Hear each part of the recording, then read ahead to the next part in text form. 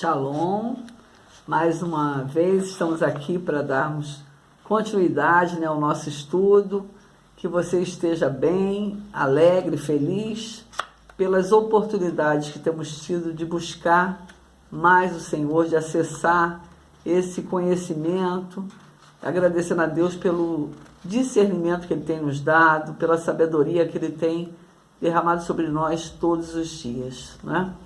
Então, vamos dar continuidade ao nosso estudo no livro de Atos. Hoje nós vamos falar dos capítulos 11 e 12. Então, vamos lá. Capítulo 11. Pedro justifica-se perante a igreja de haver batizado Cornélio. Os legalistas se levantam em todo o tempo, antes de Cristo, durante o período que Cristo viveu na terra, no período dos apóstolos, e não é diferente nos nossos dias. Muitas vezes a unção é abandonada para ficar com a religiosidade.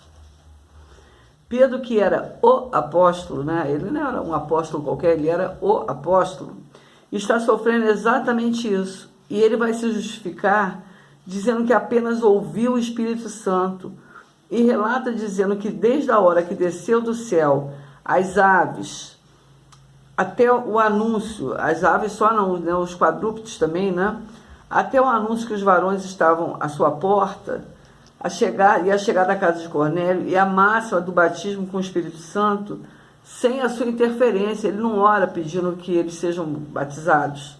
O Espírito Santo desce por si só. Pedro nem orou para isso, que isso acontecesse.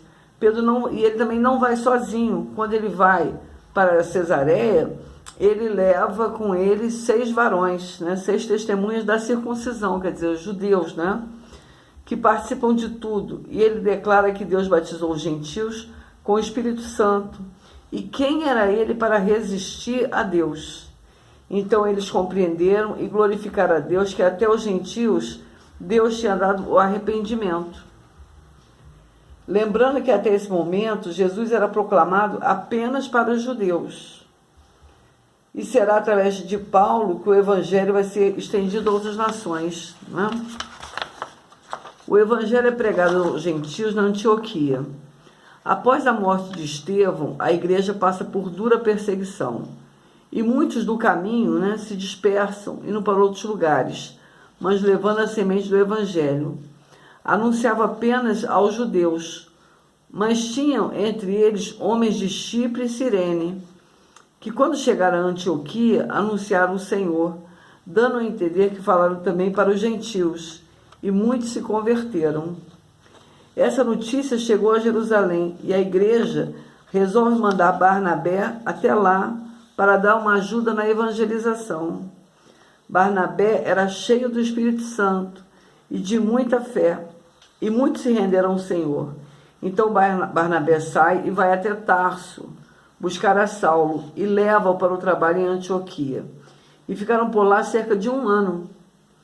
E na Antioquia foram os discípulos pela primeira vez chamados de cristãos. Até então eram conhecidos como os do caminho. Muitos profetas foram para lá, vindos de Jerusalém. E chega também um de nome Agabo, profetizando que vai haver grande fome em todo o mundo.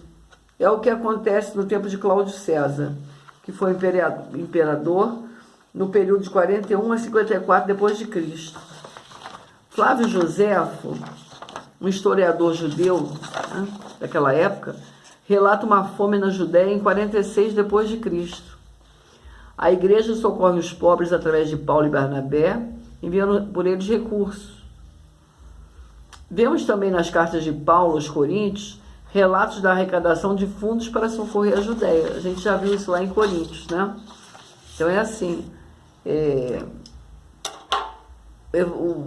a Bíblia é uma coisa, vai confirmando a outra, E a gente tem observado isso, tá bem? Daqui a pouco a gente se vê novamente no próximo capítulo, tá bom? Até já.